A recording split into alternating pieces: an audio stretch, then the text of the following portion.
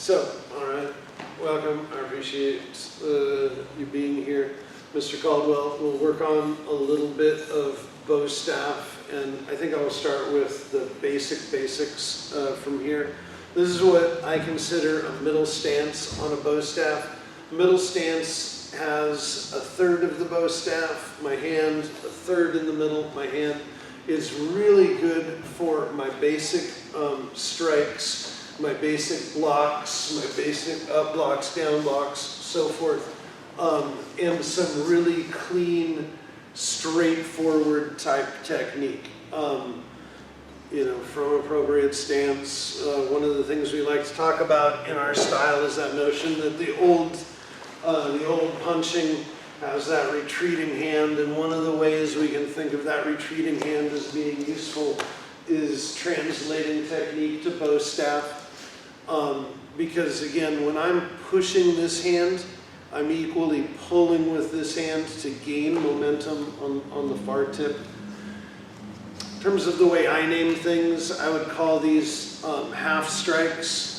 While its partner full strike would take a full rotation over my head, the half strike is going to switch ends each time. So there is a drill that will work where we'll go half strike, full strike, full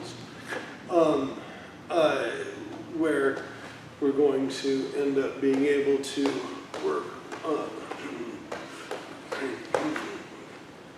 on those full and half strikes. Half strikes are quick. We can aim them towards the legs, towards the body, towards the head.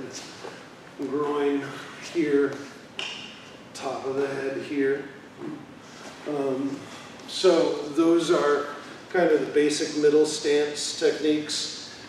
We do have fishermen's or oarsmen's as well, and just to be clear, by stance, I simply mean how I'm holding. I don't think there's a good word for how you hold something. This is a stance on the bow staff, not a stance on my feet.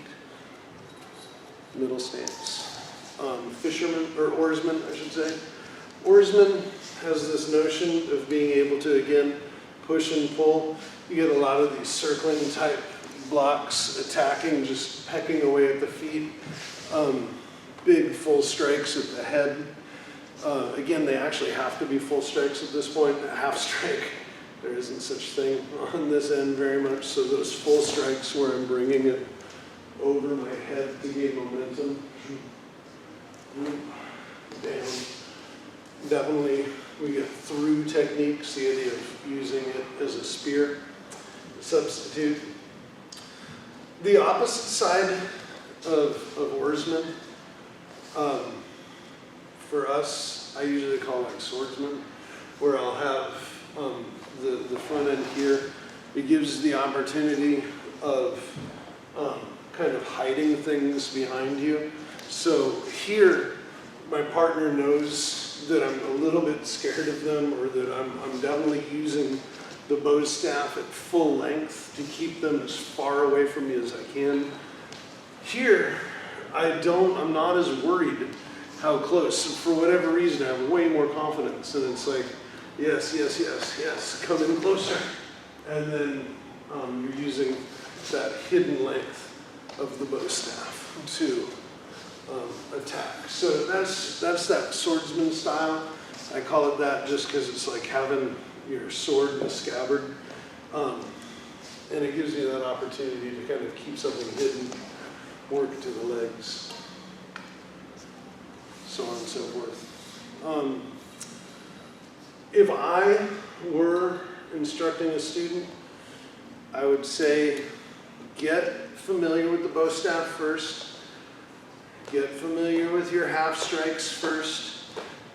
Get comfortable with different kinds of angles.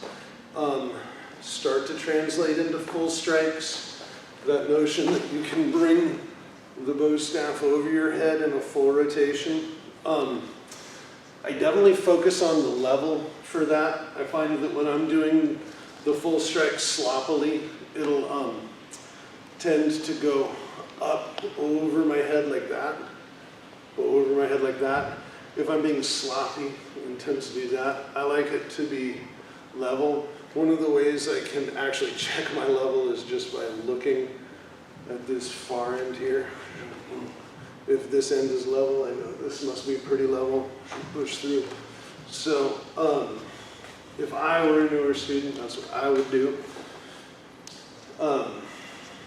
Almost everything is based on comfort with the bow staff, and almost all that comfort can start with just basic strikes, half and full. I think for that second level, if I was going to give a preview, definitely either that spin, this is that traditional spin. I know there are other ways of doing this. This is the one that I know, so if I were to instruct it, it would be this palm spin style where you bring the bow staff below your palm and then bring it around. That becomes a really important skill. Almost everybody does this. And wonders, like, why am I not getting it? The secret on this is to keep that palm tall. That palm stays up, and then it comes under, and then I have that room to move it around. Once you get to where you can spin here, now the next skill would be butterfly. Butterfly is that notion of drawing a circle and drawing a circle on my other half. The two-handed butterfly is one of the ways that I warm up my back and my shoulders kind of to this day as it works out. Butterfly, just by way of clarification, is about the tip.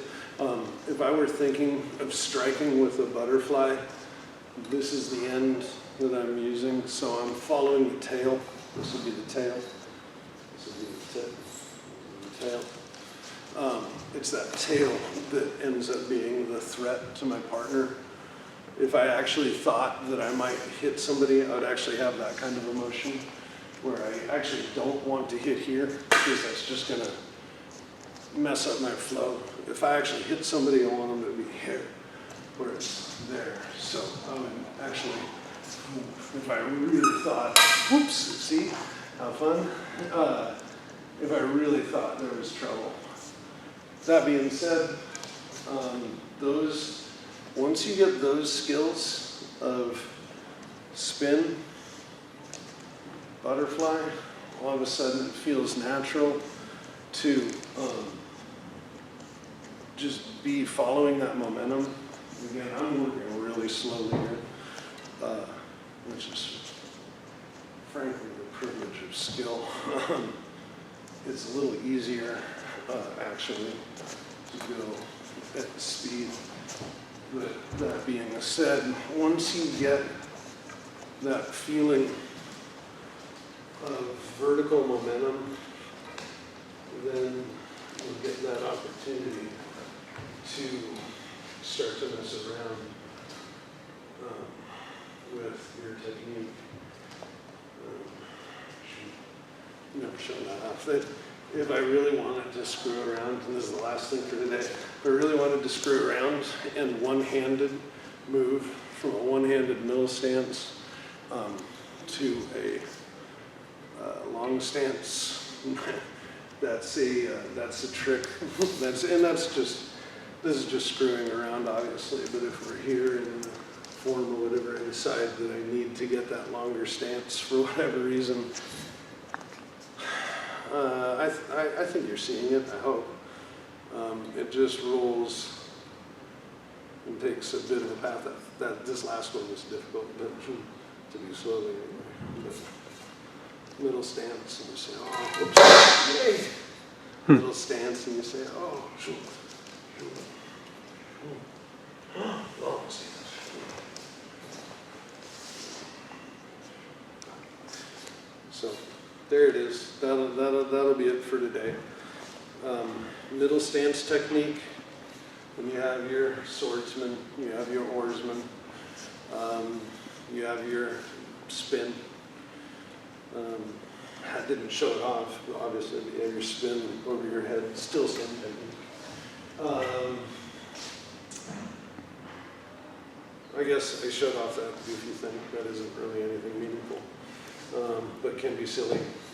And again, everything that you do skillfully with the bow staff becomes an opportunity for dexterity.